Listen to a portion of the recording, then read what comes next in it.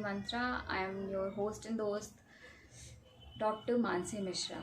इस वीडियो में हम बात करेंगे कि एमएनएस के रिटन एग्जामिनेशन में साइंस का क्या कंट्रीब्यूशन है। साइंस के 50 क्वेश्चंस होते हैं, तो किस पोर्शन से क्वेश्चन ज़्यादा पूछे जाते हैं या पेपर पैटर्न क्या होता है, कैसे क्वेश्चंस आते हैं, किन किन चीज़ों पे हमें ध्यान देना चाहिए, किन्हें हम थोड़ा इग्नोर भी कर सकते हैं, कैसे नेगलेक्ट कर सकते हैं, और अगर हम अपनी तैयारी अभी से स्टार्ट करें तो हमें किन किन चीज़ों को ध्यान में रखते हुए अपनी तैयारी को आगे बढ़ाना है।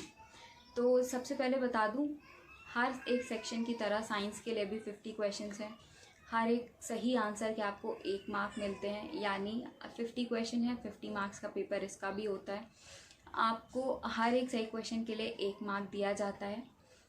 जैसे कि आप सभी जानते हैं, साइंस हमेशा से 3 सेक्शंस में डिवाइड होती आई है, फिजिक्स, केमिस्ट्री एंड बायोलॉजी। अगर ये 3 सेक्शन हैं तो आपके माइंड में ये ज़रूर क्वेश्चन अराइज होता है कि हमें किस पोर्शन पे ज़्यादा ध्यान देना है, हम बायो ज़्यादा पढ़ें, फिज़िक्स ज़्यादा पढ़ें या केमिस्ट्री ज़्यादा पढ़ें। और लड़कियों के मन में हमेशा ये चीज़ रहती है कि यार मेरी तो फिज़िक्स अच्छी नहीं है, मेरी तो केमिस्ट्री अच्छी नहीं है, मेरी कमांड बायो पर ज़्यादा है कंपैरेटिवली फिज़िक्स एंड केमिस्ट्री, तो क्या मेरे से पेपर क्लियर होगा या नहीं, मैं कैसे कर पाऊँगी या कैसे नहीं कर पाऊँगी, कैसे डील करूँ, कैसे पढ़ाई करूँ, क्या ना करूँ। तो आज हम इस वीडियो में इन सारे क्वेश्चंस पे चर्चा करेंगे और मैं ये उम्मीद करती हूँ कि वीडियो के एंड तक आपको आपके सारे क्वेश्चंस के आंसर मिल जाएंगे।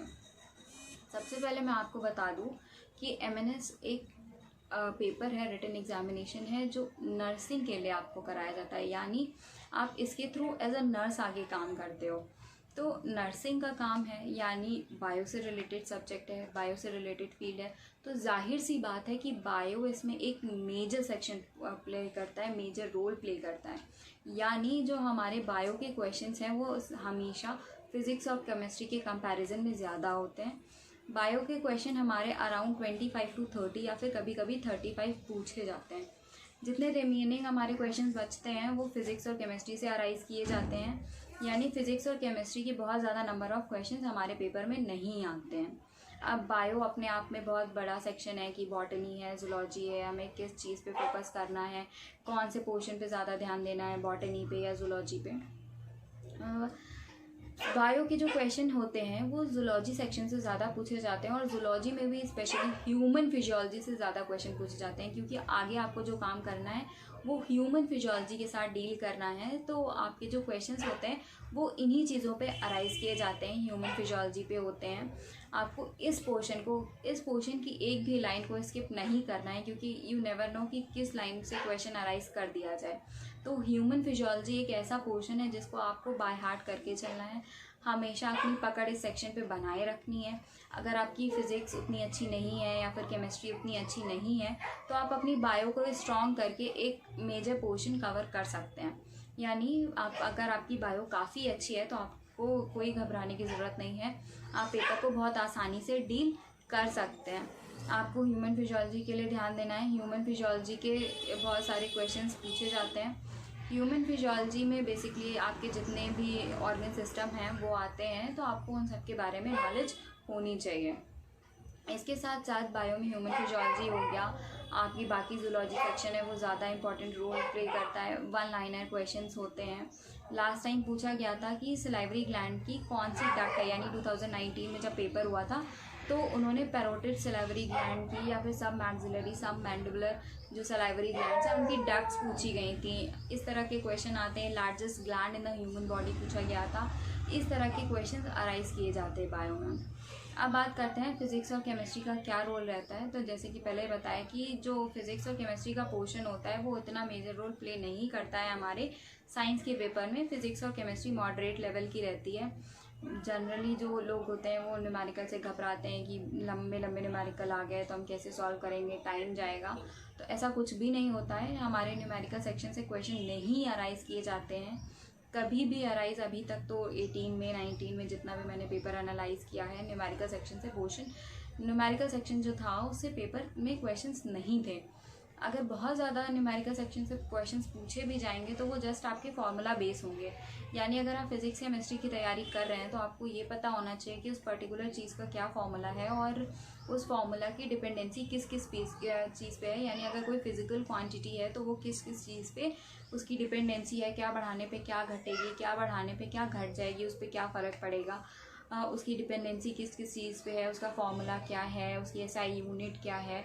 ऐसी चीज़ें अगर आप ध्यान में रख के फिज़िक्स को केमिस्ट्री को वन लाइनर की तरह पढ़ेंगे तो भी पेपर आप बहुत आसानी से डील कर पाएंगे। ये तो हो गया टॉपिक्स की बात। अब हमारे दिमाग में क्वेश्चन आता है कि साइंस के लिए हम कौन सी बुक रेफ़र करें, किस सिलेबस को पढ़ें, कितना ध्यान दें, कैसे पढ़ें, क्या ना पढ़ें, कितना छोड़ें, क्योंकि बहुत सारी बुक्स अवेलेबल हैं, सिलेबस बहुत ज़्यादा है, तो हर एक चीज़ को कवर करना हमारे लिए मुश्किल है कि हम किस चीज़ को पढ़ें। हम ऐसे में क्या करते हैं, सेलेक्टेबल चीज़ पढ़ते हैं, या फिर अगर हमें पता होता है कि हम ये चीज़ पढ़ लेंगे, इससे क्वेश्चन पेपर अराइज किया जाता है, इससे सेट किया जाता है, तो हमारे लिए क्वेश्चन पेपर को डील करना थोड़ा आसान हो जाता है। जब कभी भी आप तैयारी करें हमेशा एनसीईआरटी को रेफ़र करें। ज़्यादा से ज़्यादा क्वेश्चन एनसीईआरटी से ही पूछे जाते हैं, क्योंकि ये 10+2 के बाद का एग्ज़ाम है, तो इसमें एनसीईआरटी एक मेजर रोल प्ले करती है। जब भी आप अपनी तैयारी करने बैठें एनसीईआरटी को ज़रूर रेफ़र करें।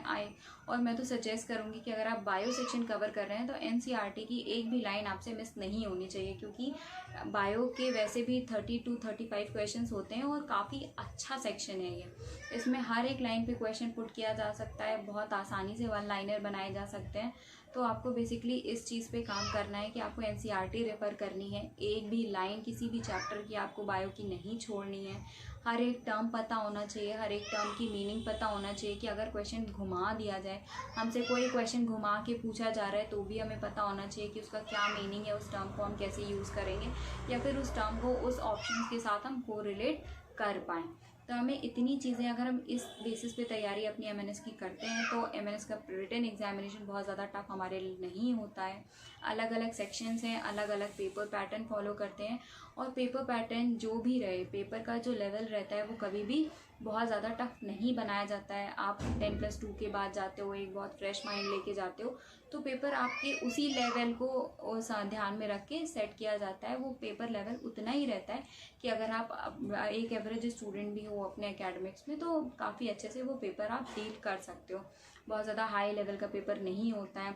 या फिर कुछ लोग होते हैं बायो के साथ हैं तो आगे नीट की प्रिपरेशन के लिए टर्न कर लेते हैं। तो अगर आप नीट की प्रिपरेशन कर रहे थे तो आपके लिए पेपर डील करना बहुत आसान हो जाता है, कोई ज़्यादा मुश्किल नहीं होती। आपको क्वेश्चंस को टैकल करने में बहुत आसानी से आप इस क्वेश्चन पेपर को इजीली डील कर सकते हो, क्वेश्चन को पेपर को क्लियर कर सकते हो। कोई मुसीबत नहीं होगी, आपको कोई दिक्कत नहीं होगी, कोई भी मुश्किल आपको ऐसे क्वेश्चन पेपर को डील करने में नहीं होगी।